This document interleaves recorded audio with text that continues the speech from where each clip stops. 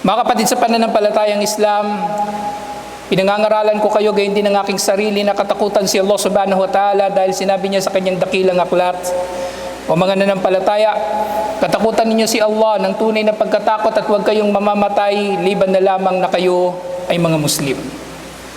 Mga kapatid sa pananampalatayang Islam, ang takot na ito kay Allah subhanahu wa ta'ala ay takot kay Allah subhanahu wa ta'ala sa pagsunod sa kanyang mga pinag-uutos at pag-iwas sa kanyang mga pinagbabawal. At meron pang isang aspeto ang takot na ito. Na ito ay ang matakot tayo kay Allah subhanahu wa ta'ala higit sa lahat sa mga bagay-bagay na ipinagkatiwala sa atin, sa mga bagay-bagay na tayo ay mayroong pananagutan dito. Pananagutan natin na tayo ay sasamba kay Allah subhanahu wa ta'ala lamang bilang dahilan, nag-iisang dahilan kung bakit tayo nilikha ni Allah subhanahu wa ta'ala, at pananagutan natin sa iba pang mga bagay dito sa mundo na nilikha ni Allah subhanahu wa ta'ala o kanyang dinulot na magiging lugar ng pagsubok para sa atin. Sinabi ni Propeta Muhammad sallallahu alaihi wasallam, ad-dinun nasiha. Ang relihiyon ay katapatan. Nagtanong ang mga sahaba, liman ya Rasulullah? Para kanino o sugo ni Allah? Sinabi ni Propeta Muhammad sallallahu alaihi wasallam, lillahi wa li kitabihi wa li rasulihi wa li a'immatil muslimina wa amatihim. Ang Islam ay relihiyon ng katapatan, katapatan kay Allah sa kanyang aklat ng Quran, sa kanyang sugo kay Propeta Muhammad sallallahu alaihi wasallam, sa mga pinuno ng mga Muslim at sa pangkalahatan ng mga Muslim. Katapatan, na ibig sabihin tayo ay palaging maghahangad para sa kanila ng kabutihan. Katapatan na hindi natin sila lolokohin. Katapatan na ligtas ang kanilang mga buhay, ang kanilang mga yaman at iba pang mga karapatan nila na pinangangalagaan ng Islam. Sa lahat ng katapatan na ito, mga kapatid sa pananampalatayang Islam, kabilang sa pinakamainam na pagpapakita ng katapatan ninuman ay ang katapatan nga niya sa pagtupad sa kanyang pananagutan. Na tinutupad natin ang pananagutan natin kay Allah subhanahu wa ta'ala na wala tayong sinasamba liban sa kanya. Katapatan natin kay Propeta Muhammad sallallahu alaihi wasallam na tayo ay sumusunod sa kanyang sunnah at hindi sumusaway dito. At katapatan natin sa mga pinunong Muslim na tayo ay makikiisa sa kanila sa kabutihan at magpapayo kung sila man ay nagkukulang sa kanilang pamumuno. At gayon din sa pangkalahatan ng mga Muslim, mga kapatid sa pananampalatayang Islam, sa bawat isa sa mga Muslim, lalong-lalo na sa ating mga nasasakupan, lalong-lalo na sa ating mga pamilya. Katulad ng sinabi ni Allah subhanahu wa ta'ala, وَهُوَ الَّذِي جَعَلَكُمْ خُلَفَاءَ الْأَرْضِ وَرَفَعَ بَعْضَكُمْ فَوْقَ بَعْضٍ دَرَجَاتٍ. Si Allah subhanahu wa ta'ala, siya ang lumikha na kayo ay maging mga tagapamahala dito sa mundo, na iniangat niya ang iba sa inyo sa mas mataas na mga antas sa isang dakilang layunin. لِيُبْلُوَكُمْ فِيمَا آتَاكُمْ إِنَّ رَبَّكَ سَرِيعُ الْعِقَابِ وَإِنَّهُ لَغَفُورٌ رَحِيمٌ.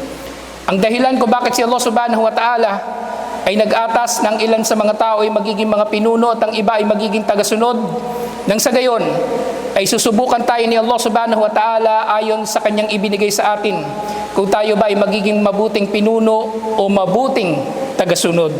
Tunay na si Allah subhanahu wa ta'ala, ang iyong Panginoon, ay mabilis magparusa at tunay na siya ay mapagpaumanhin, mapagpatawad at mahabagin. Mga kapatid sa pananampalatayang Islam, ang lahat ng tao ay mayroong pananagutan ayon sa kung anong itinakda ni Allah subhanahu wa ta'ala sa kanila. Katulad ng sinabi ni Propeta Muhammad sallallahu alaihi wasallam, kullukum ra'in wa mas'ulun an ra'iyati.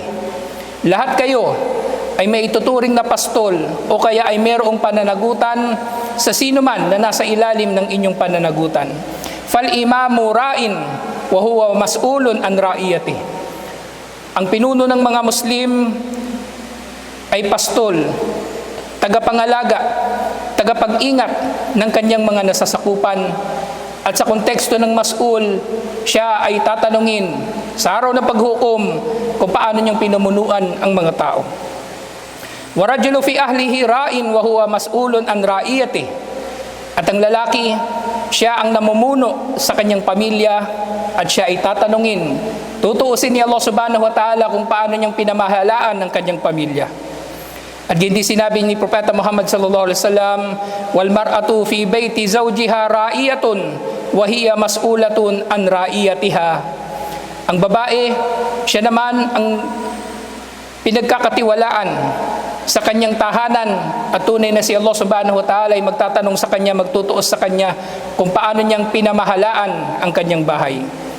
Wal khadimu fi mali sayyidihi ra'in wa huwa mas'ulun an ra'iyatihi. At ang tagapaglingkod na namamahala sa yaman ng kanyang amo, siya ang tagapangalaga ng yaman na ito at siya nga ay tatanungin din, tutuusin ni Allah kung paano niya pinangalagaan ang yaman ng kanyang amo. Mga kapatid, sa pananampalatayang Islam, lahat nga ng ito ay mga pananagutan ng tao sa kanyang kapwa-tao, liban pa sa pananagutan ng tao kay Allah subhanahu wa ta'ala. At ito ay isang paalaala sa ating lahat, dahil maaring mayroong mga tao na kumpleto niyang natutupad ng kanyang pananagutan kay Allah subhanahu wa ta'ala, subalit nagkukulang naman siya sa kanyang pananagutan sa kanyang kapwa-tao. Ito ay mali. Kung tayo ay naghahangad na makakatupad sa mga gawaing pagsamba at makakatupad sa pag-iwas sa mga kasalanan, marapat din tayo natutupad sa karapatan ng ating kapwa-tao, lalong-lalo na sa mga tao na tayo ay mayroong pananagutan sa kanila. Lalong-lalo na nga, pangunahin dito sa mga tao na ipinagkatiwala sa atin ni Allah subhanahu wa ta'ala, pangunahin bilang mga tao na nasa ilalim ng ating pangangalaga ang ating mga pamilya. Na ang lalaki unang-una sa kanyang asawa ay mayroong pinakamalaking pananagutan, dahil si Allah subhanahu wa ta'ala sa Quran, tinawag niyang mithaqun galida ang pag-aasawa. Mithaqan galida, ibig sabihin mahigpit na kasunduan, matibay na kasunduan, na isang kasunduan na sa pamagitan nito ay nagiging halal sila sa isa't isa, at matibay na kasunduan na sa pamagitan nito inaako ng tao, ng lalaki, ang pangangalaga sa kanyang asawa, ang pangangalaga sa kanyang pamilya, nang sa gila ay insyaallah unang-una ay magagabayan niya tungo sa matuwid na relihiyon, at pangalawa ay matustusan sa kanilang mga pangangailangan dito sa dunya. Mga kapatid, sa pananampalatayang Islam, tunay na magiging mahirap nga para sa sino man ang magkaroon ng pananagutan, liban na lamang sa siyang tumutupad sa kanyang pananagutan dahil sa kanyang habag sa kanyang nasasakupan. Ang pinuno na walang habag sa kanyang pinamumunuan ay makakakita ng pagtamlay sa pamumuno sa kanyang nasasakupan kung hindi siya nakakaramdam ng habag.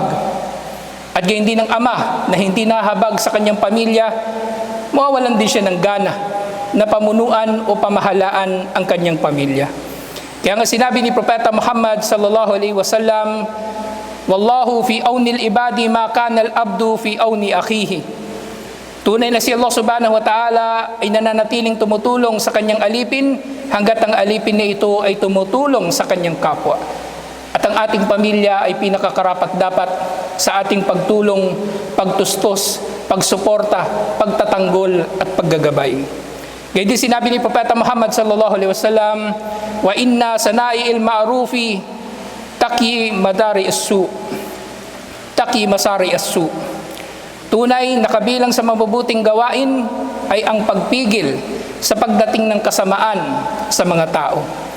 At lalong-lalo na, napipigilan natin ang pagdating ng kasamaan sa ating pamilya, sa anyo ng pagdating sa kanila ng pagkaligaw o pagpapabaya sa relihiyon at iba't iba pang mga kasalanan. At sinabi ni Propeta Muhammad sallallahu alaihi wasallam, wa innama yarhamullahu min ibadihi ar-ruhama.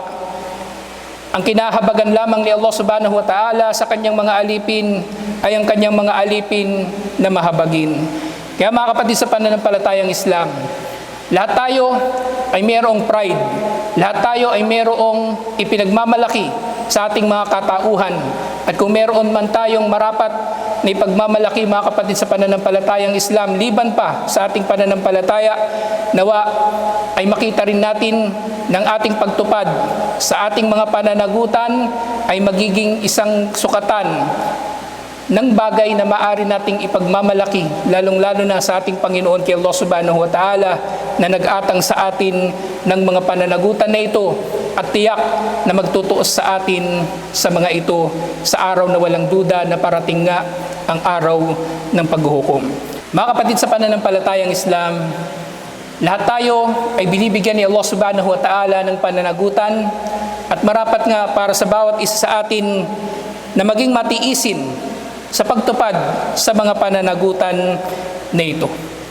Magiging matiisin tayo sa anumang hamon ng pananagutan natin na hindi natin ito tatakasan o kaya ay gagawa tayo ng iba't ibang mga dahilan, mga palusot kung bakit hindi natin na isa sa katuparan ang mga pananagutan. Mga kapatid sa pananampalatayang Islam, ang tunay na mananampalataya, siya ay kumikilala na siya nga ay nilalang ni Allah subhanahu wa ta'ala na mayroong dakilang layunin. At ang kanyang mga pananagutan na ibinigay sa kanya ni Allah subhanahu wa ta'ala ay hindi mga pananagutan na basta-basta lamang ibinigay sa kanya ni Allah. Bagkus ito'y mga pananagutan na dito halos nakasalalay kung siya ba ay papasok sa paraiso o kung siya ba ay papasok sa impyerno. Mga kapatid sa pananampalatayang Islam, ang anumang uri ng hindi pagkakatupad ninuman ng kanyang pananagutan ay tunay na pananagutan niya kay Allah.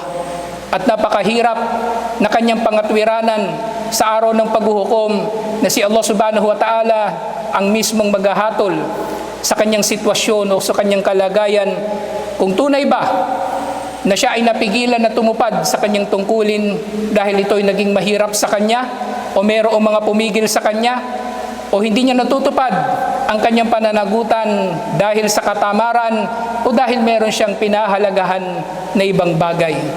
Mga kapatid sa pananampalatayang Islam, katakutan natin si Allah subhanahu wa ta'ala sa pamagitan ng pagtupad sa ating mga pananagutan bilang pinuno, bilang tagasunod, bilang magulang, bilang anak, at bilang kasapi ng pamayanan ng mga Muslim. Mga kapatid sa pananampalatayang Islam, ang babala ay paulit-ulit kong babanggitin sa inyo ng pananagutan ay isang bagay na mahihirapan tayo ng pangatwiranan kay Allah subhanahu wa ta'ala kung hindi natin ito natutupad ng maayos. Ito man ay pananagutan natin sa Kanya o pananagutan natin sa ating mga kapwa, sa kanilang mga yaman, sa kanilang mga dangal, o sa ating obligasyon na sila ay tustusan at gabayan. Lahat ng ito ay marapat na dito pa lamang sa mundo ay ating tuparin dahil kung hindi natin ito matutupad, sa mundong ito ay tunay na magiging mas mahirap na ang pagbabayad sa anumang pananagutan na hindi natin naipatupad dito sa mundo. Mahihirapan na tayo sa kabilang buhay dahil doon sa kabilang buhay wala nang pagkakataon upang kumilos pa ang tao at magdagdag ng mabubuting mga gawain. Bagkus ang magiging currency sa araw ng paghuhukom ay ang ating mga hasana, ang ating mabubuting mga gawain na matatagpuan natin na ang karamihan sa mga tao na nagkukulang sa kanilang mga pananagutan, sila rin talaga yung mga tao na salat sa mabuting gawa. Kaya mga kapatid sa pananampalatayang Islam, maging mapagpasalamat tayo palagi kay Allah subhanahu wa ta'ala kung tayo ay binibiyayaan niya ng mga tao sa paligid natin na tumutupad sa kanilang mga pananagutan. Mabubuting pinuno, mabuting imam, mabuting magulang, mabuting asawa, mabuting kapatid, at mabuting mga kapwa mananampalataya na kasama sa jamaa. Sa pamagitan nito ay nakikilala natin ang dakilang biyaya ni Allah subhanahu wa ta'ala na ipinararating niya sa pamagitan ng ating kapwa-tao. Sa pamagitan ng pagkilala nito, maaring makikita natin sa mga tao ang kakulangan, maaring makikita natin sa ilang mga tao ang kapintasan. Subalit, hanggat nakikita natin na ang tao ay nagsisikap na matupad ang kanyang pananagutan, ang amana na ibinigay sa kanya, sapat ng dahilan yun upang hindi natin siya maituring na masamang tao. Ano pa man ang kanyang kalagayan, hanggat siya ay nagsisikap na magpakamatuwid at tumupad sa kanyang pananagutan, siya sa pananaw ni Allah higit sa lahat ay may tuturing na kabilang sa matutuwid, insyaallah.